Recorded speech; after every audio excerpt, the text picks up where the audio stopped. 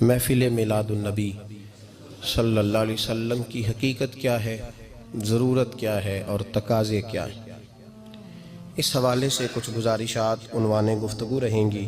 دعا ہے اللہ تبارک و تعالی اپنی ناراضگی والے جملے سے محفوظ فرمائے، اپنی رضا والی بات کرنے کی توفیق عطا فرمائے۔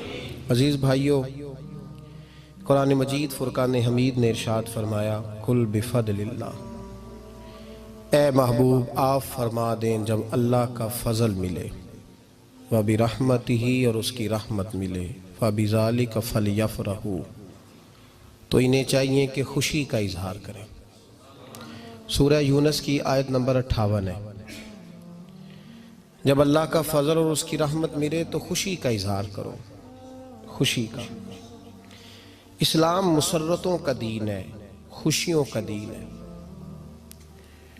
نبی پاک سید عالم صلی اللہ تعالی علیہ وسلم کی مسکراہٹ کے اندر وہ حسن تھا کہ کائنات ساری حضور کی مسکراہٹ کی وجہ سے ہی مسکرا رہی ہے۔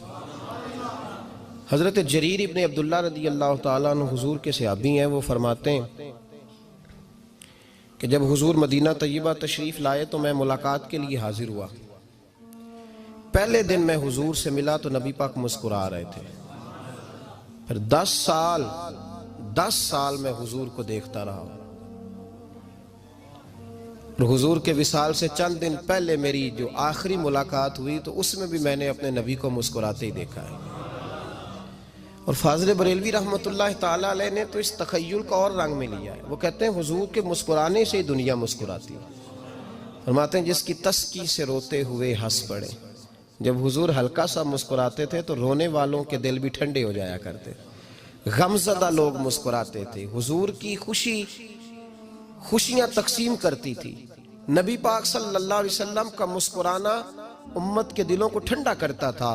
فرمایا جس کی تسکی سے روتے ہوئے ہنس پڑیں اس تبسم کی عادت پہ لاکھوں سلام۔ اور فرمایا یہ نہیں تھا کہ حضور بڑے تکلف سے مسکراتے تھے، حضور کی تو عادت تھی، اس تبسم کی عادت پہ لاکھوں سلام، مسکراتے رہنا، خوشی کا اظہار۔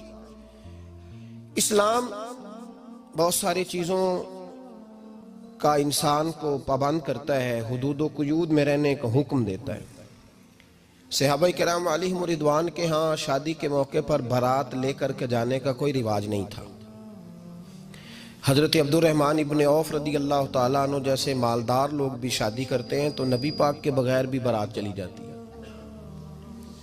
کوئی کانسیپٹ نہیں اس طرح کا کہ ڈھیروں بارات لے کے جائی جائے۔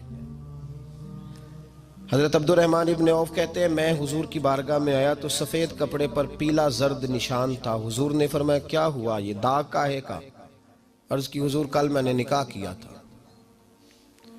تو محبوب نے جو ارشاد فرمایا اس میں فرمایا بڑی اچھی بات ہے، ولیمہ ضرور کرنا، چاہے ایک بکری ہی ذبح کرنا۔ بارات نہیں لے کے جائی جاتی تھی، ولیمے کا حکم دیا۔ اور بخاری میں نبی پاک نے یہ بھی فرمایا جب تمہیں کوئی ولیمے کی دعوت دے تو جایا کرو۔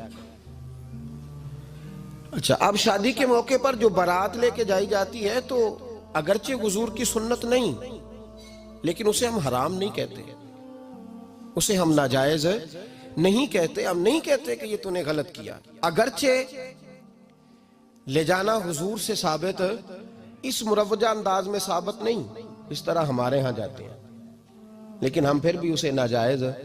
کسی صحابی نے اپنے بچے کی شادی پر اپنے گھر میں لائٹنگ نہیں کرائی، لیکن آپ کو دنیا کا کوئی عالم یہ فتویٰ نہیں دے سکتا کہ لائٹنگ کرانا حرام ہے۔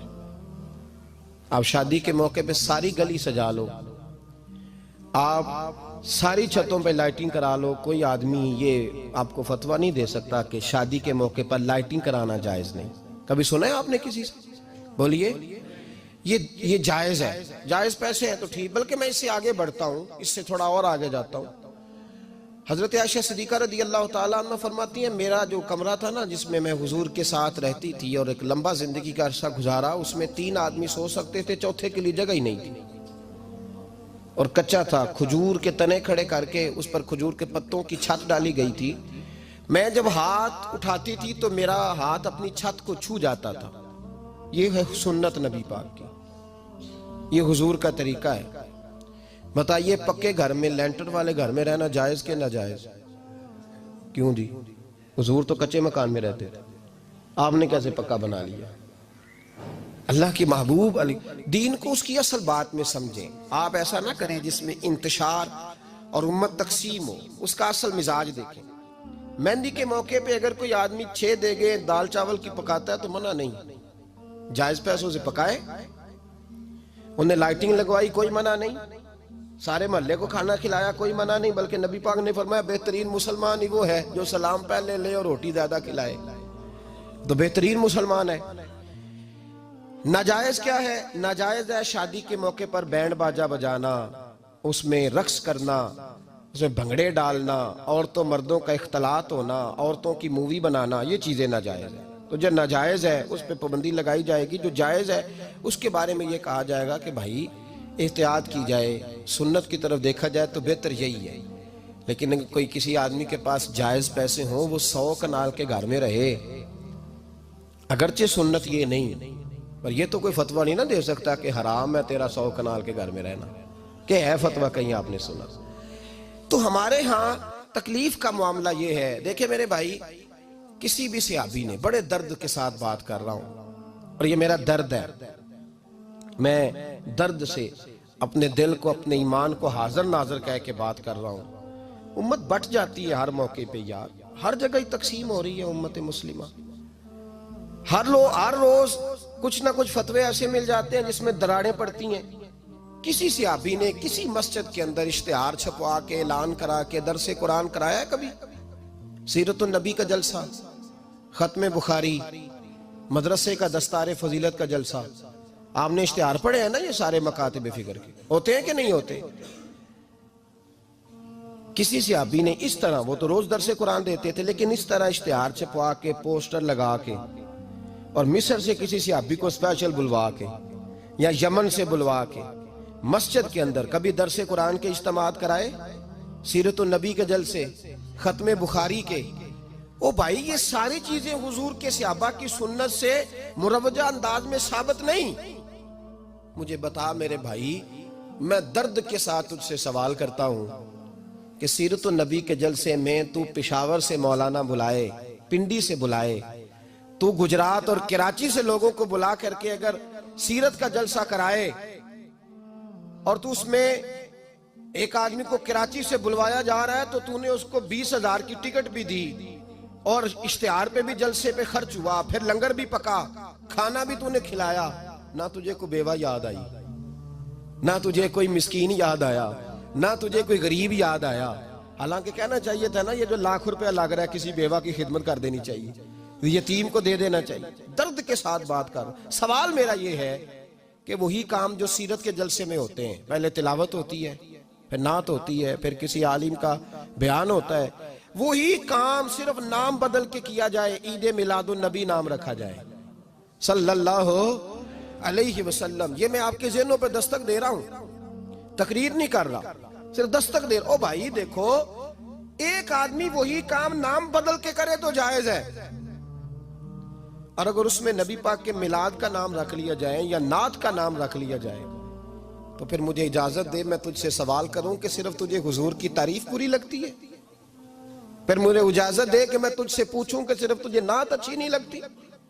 پھر مجھے اجازت دے کہ میں تجھ سے پوچھوں کہ تجھے صرف رسول اللہ کے قصیدے اچھے نہیں لگتے؟ دے مجھے اجازت کہ میں تجھ سے سوال کروں کہ جہاں ذکر رسول کی بات آئے وہاں تو پریشان کیوں ہوتا ہے؟ تجھے پتہ ہی نہیں یہ تو وہ ذکر ہے کہ رب فرماتا ہے تم بیان کرو نہ کرو وَرَفَعْنَا لَكَ ذِكْرَكَ، محبوب میں نے خود تیرے چرچے ساری دنیا میں بلند فرما دیے. اور نبی پاک نے پوچھا حضرت جبریل سے کہ چل جبریل تو بتا میری امت کو پتہ چلے رب نے میرا ذکر کیسے بلند کیا ہے. تو جناب جبریل کہنے لگے محبوبہ رب فرماتا ہے میرے نبی سے کہہ دے جہاں جہاں تیرے رب کا ذکر ہوگا وہاں وہاں تیرا بھی ذکر ہوتا رہے گا. یہ تو محتاج ہی نہیں کسی کا. اتنی جلدی لوگ بپھرتے ہیں. اللہ فرماتا ہے قل بفضل اللہ وبرحمتہ فبذلک فلیفرحوا. محبوب ان سے کہہ دو جب اللہ کا فضل ملے، جب اللہ کی رحمت ملے تو خوشی مناؤ. تیرا نہیں مجھے پتا، مجھے تیرا نہیں پتا، لیکن مجھ سے اگر تو پوچھے تو کائنات میں رب کا سب سے بڑا فضل بھی محمد مصطفیٰ ہی ہے، اور سب سے بڑی رحمت بھی محمد مصطفیٰ ہی ہے۔ وہ دو عالم کی رحمت تھے، وہ جہاں چاہتے وہیں رہتے، یہ تو ان کی مہربانی ہے کہ یہ عالم پسند آیا۔ رب کریم نے تجھے آنکھ دی، دنیا دیکھی تو نے، رب کریم نے تجھے قوت دی، تو نے دنیا گھومی، اور پھر رب نے تجھے بیٹے دیے تو میٹھا میوہ، اور بیٹیاں دی تو تیرے لیے باعث کرم، تیری چھاتی پہ بچے چڑھے تو نے کہا سب سے بڑی نعمت یہی ہے۔ کہ مالک کہتا ہے تو میرا بندہ تھا، میں نے دینا ہی تھا، تو نے دیا، احسان نہیں جتلایا، لیکن جب اپنا نبی دیا تو کہا میں نے بڑا احسان کیا تم پہ۔ لَقَدْ مَنَّ اللَّهُ عَلَى الْمُؤْمِنِينَ إِذْ بَعَثَ فِيهِمْ رَسُولًا، میں نے تم پر احسان کیا ہے۔ کون دیتا ہے کسی کو محبوب اپنا؟ نہ جانے رب نے یہ کیسے گوارا کیا۔ لَقَدْ مَنَّ اللَّهُ عَلَى الْمُؤْمِنِينَ إِذْ بَعَثَ فِيهِمْ رَسُولًا، اتنا بڑا فضل، اتنا بڑا فضل، فضل بھی حضور۔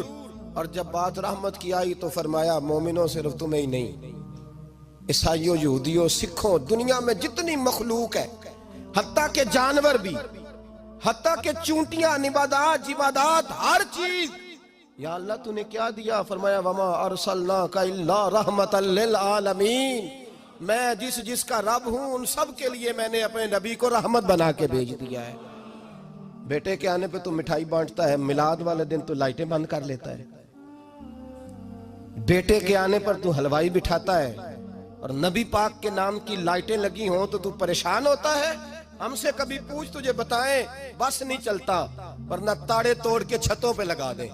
بس نہیں چلتا، فرشتوں کو بھی کہیں آؤ ہمارے ساتھ شامل ہو جاؤ، آمد مصطفیٰ مرحبا مرحبا کا نعرہ لگانا ہے، ہمارا بس نہیں چلتا، ورنہ دنیا کی ساری نعمتیں بچھا دیں اور لوگوں کو بتلائیں کہ اصل تو خوشی منانے کا دن ہی آج ہے، جب اللہ نے ہمیں اپنا پیارا رسول عطا فرمایا ہے۔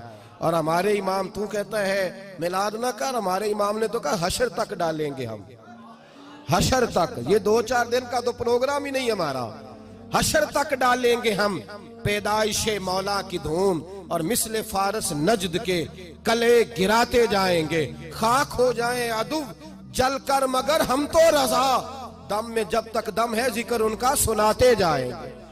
ہمارا تو 1-2 دن کا پروگرام ہی نہیں۔ اور پھر سنو کتنی بڑی نعمت ہے۔ حضرت عباس سے کسی نے کہا تھا اللہ کی سب سے بڑی نعمت، تو بخاری اٹھانا، فرمانے لگے محمد نعمت اللہ، بخاری ہے بخاری، فرمایا محمد اللہ کی سب سے بڑی نعمت ہے، صلی اللہ، یہ سب سے